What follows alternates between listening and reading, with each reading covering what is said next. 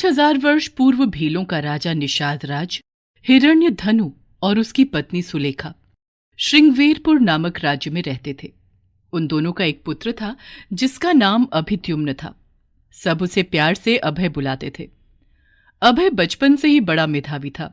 वो अपने कुल के एक गुरुकुल में शिक्षा ग्रहण कर रहा था।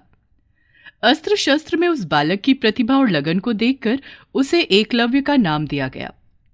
बहुत सोच विचार करने के बाद एक दिन एकलव्य अपने पिताजी से कहता है, पुत्र, मैं जानता हूं कि तुम धनुर्विद्या के धनी हो, किंतु तुमने क्या सोचा है?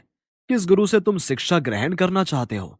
अगर मैं अपनी दृष्टि में अच्छे गुरुओं की बात करूं तो द्रोणाचार्य ही सबसे श्रेष्ठ गुरु हैं, किंतु वो केवल राजकुल के बच्चों को ही शिक्षा देते हैं।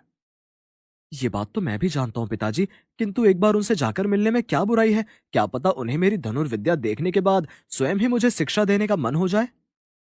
तुम अपनी मन की संतुष्टि के लिए गुरु द्रोणाचार्य से मिल सकते हो, किंतु मुझे नहीं लगता कि वो तुम्हें शिक्षा प्रदान करेंगे। अगले दिन ही सुबह एकलव्य गुरु द्रोणाचार्य से मिलने के लिए निकल जाता है। वो द्रोणाचार्य के आश्रम में जाकर देखता है कि वहां पर बड़े बड़े राजकुल के राजकुमार शिक्षा ग्रहण कर रहे हैं। प्रणाम गुरुदेव, मेरा नाम एकलव्य है और मैं भीलों के राजा हिरण्यधनु का पुत्र हूँ। मैंने अपने गुरुकुल में अस्त्र शस्त्र की विद्या सीखी है और धनुर्विद्या में मेरी खासी रुचि है। ये तो बड़ी ही अच्छी बात है, किंतु तुम यहाँ किस उद्देश्य के लिए आए हो? गुरुदेव, मैं जानता हूँ धनुर्विद्या में आपसे अधिक विद्वान कोई और नहीं है। मैं बड़ी आस के साथ आपके पास आया हूँ। मुझे आपसे धनुर्विद्या सीखनी है, मुझ पे कृपा करें। एकलव्य, मैं मानता हूं कि तुम धनुर्विद्या में पूरी तरह निपुण हो, किंतु ये गुरुकुल केवल राजकुल के राजकुमारों के लिए है। इसलिए तुम किसी और से यह शिक्षा ग्रहण कर लो और बहुत अच्छे विद्वान गुरु तुम्हारी इस कार्य में सहायता करेंगे। गुरु द्रोणाचार्य के मुंह से ये शब्द सुनने के बाद एकलव्य तनिक भी विचलित नहीं होता। वह मन में पूरी तरह ठान चुका था कि वह शिक्षा ग्रहण करेगा तो द्रोणाचार्य से ही। इसलिए वो दूर जंगल में द्रोणाचार्य की एक मूर्ति बनाता है और वो प्रत्येक दिन द्रोणाचार्य का स्मरण कर धनुर्विद्या की शिक्षा ग्रहण करता है। देखते ही देखते वो विद्या में महारत हासिल कर लेता है और उधर द्रोणाचार्य राजकुल के राजकुमारों को शिक्षा दे रहे थे। एक दिन अपने कुत्ते और शिष्यों के साथ भ्रमण करते हुए वो एकलव्य के आश्रम के समीप पहुंच जाते हैं। तभी उनके साथ आया हुआ कुत्ता अपनी राह भटक जाता है और जंगल में दूर निकल जाता है।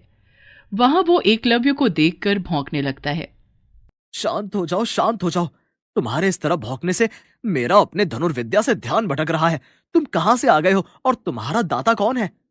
किंतु वो कुत्ता एकलव्य को देखकर लगातार भौंके जा रहा था। लगता है तुम इस तरह चुप नहीं होगे। मुझे तुम्हारा मुंह बंद करना पड़ेगा। तभी एकलव्य अपना धनुष बाण उठाता है और लगातार बहुत सारे तीर एक के बाद एक उस कुत्ते की तरफ चला देता है। एकलव्य ने इतनी कुशलता के साथ वो तीर चलाए कि कुत्ता तनिक भी घायल नहीं हुआ और उसका मुंह बाणों से भर गया। अपनी ऐसी हालत देखकर लाचार कुत्ता वापस द्रोणाचार्य की तरफ भागता हुआ जाता है। अद्भुत कला है। जिसने भी ये कार्य किया है वो अपनी विद्या में पूरी तरह निर्गुण है। उसने इसमें महारत हासिल करनी है। निसंदेह वो धनुर्धर आसपास ही है। तुम मुझे उसके पास लेकर चलो। द्रोणाचार्य अपने शिष्यों के साथ एकलव्य के आश्रम में पहुंच जाते हैं। वहां एकलव्य को वो साधना में लीन पाते हैं। द्रोणाचार्य देखते हैं कि एकलव्य पूरे ध्यान साधना के साथ तीरों को बड़ी कुशलता के साथ बनाए गए निशानों पर लगा रहा था तथा उसका एक भी वार खाली नहीं जा रहा है। ये देखकर द्रोणाचार्य आश्चर्यचकित और चिंता में पड़ जाते हैं, क्योंकि उन्होंने अर्जुन से कहा था कि मैं तुम्हें दुनिया का सबसे सर्वश्रेष्ठ धनुर्धर बनाऊंगा। ये विचार आते ही वो एकलव्य के पास जाकर बोलते हैं, तुम वही बालक हो जो उस दिन मेरे आश्रम में शिक्षा ग्रहण करने के लिए आए थे। जैसा कि मैं देख पा रहा हूं तुम इस विद्या में महारत हासिल कर चुके हो। मेरे मन में तुम्हारे गुरु से मिलने की जिज्ञासा हो रही है, जिन्होंने तुम्हें यह सब कला सिखाई है जो अद्भुत और अविश्वसनीय है। प्रणाम गुरुदेव। महान धनुर्धर, महान शिक्षक आचार्य द्रोणाचार्य का मेरे आश्रम में स्वागत है। मेरा प्रणाम स्वीकार करें गुरुदेव। हे गुरुश्रेष्ठ, मेरे मन में केवल आपसे ही शिक्षा ग्रहण करने की इच्छा थी। किंतु जब आपने कहा कि आप मुझे शिक्षा नहीं दे सकते, तो हे गुरुवर, मैंने आपको अपना इष्ट मानकर आपकी प्रतिमा बनाई और प्रत्येक दिन आपके समक्ष अपनी कला को सीखा। आप मेरे प्रेरणा स्रोत हैं। ये तो बड़े ही आश्चर्य की बात है कि तुम केवल मेरी प्रतिमा बनाकर उसी से ही शिक्षा ग्रहण कर रहे हो। निसंदेह तुम बहुत मन से इस विद्या की साधना कर रहे हो। मैं वो प्रतिमा देखना चाहता हूँ जिसके समक्ष तुम रोज अपनी धनुर्विद्या की साधना करते हो। एकलव्य प्रसन्नचित मन से अपने गुरु को उनकी प्रतिमा दिखाते हैं। प्रतिमा देखने के बाद गुरु द्रोणाचार्य एकलव्य से कहते हैं, ये सत्य है कि गुरु के बिना कभी ज्ञान की प्राप्ति नहीं की जा सकती। माना कि तुमने मेरे आश्रम में मुझसे शिक्षा ग्रहण नहीं की है, लेकिन तुमने मुझे अपना मानस गुरु माना और उसी से शिक्षा ग्रहण की है। उसके लिए तो तुम्हें सबसे पहले मुझे गुरु दक्षिणा देनी चाहिए। गुरुदेव, एक शिष्य के लिए इससे अच्छी और सम्मानजनक बात और क्या हो सकती है कि उसके गुरुदेव स्वयं गुरु दक्षिणा कहें। इसका तो यही तात्पर्य है कि आप अपनी दी गई विद्या से प्रसन्न हैं। बताइए गुरुदेव, मैं आपको गुरु दक्षिणा में क्या दूं?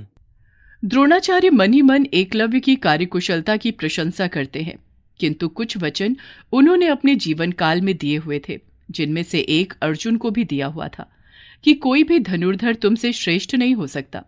वो एकलव्य को एकटक देखते हैं और फिर बोलते हैं, मैं जानता हूं एक धनुर्धर के लिए कमान पर तीर चढ़ाना गर्व की बात होती है।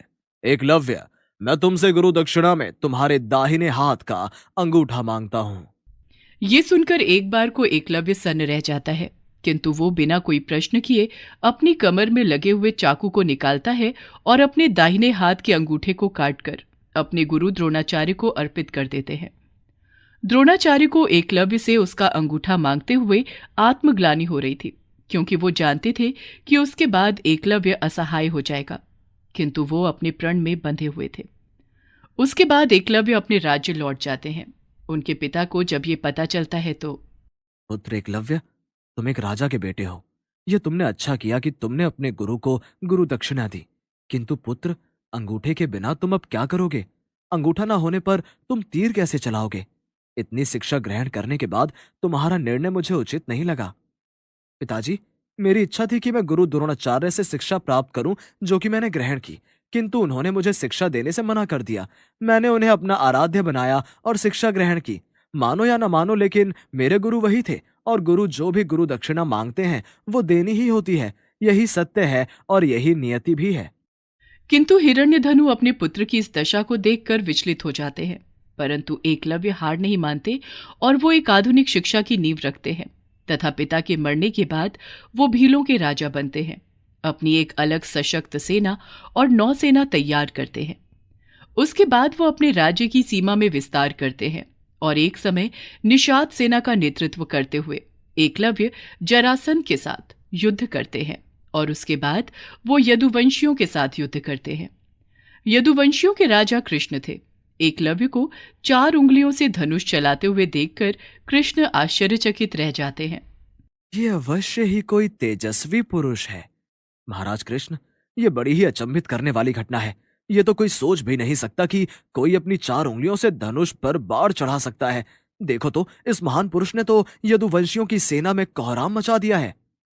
ये तो सत्य है कि ये अपने आप में एक विलक्षण है, किंतु इसने जाने कितने लोगों की जान ली है।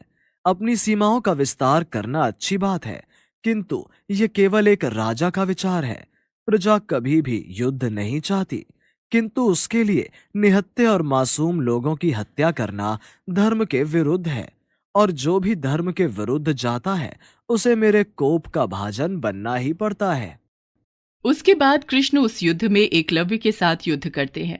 अपनी विद्या पर अभिमानी एकलव्य भगवान कृष्ण को पहचान ही नहीं पाता और इतने अधिक नरसंहार करने पर कृष्ण एकलव्य का वध कर देते हैं। एकलव्य की कहानी हमें बहुत कुछ सिखाती है। असंभव लगने वाले लक्ष्य को भी लगातार अभ्यास से प्राप्त किया जा सकता है, किंतु अपनी विद्या का प्रयोग अपनी सीमाओं के विस्तार करने पर निहत्थे लोगों के ऊपर नहीं अपनाना चाहिए।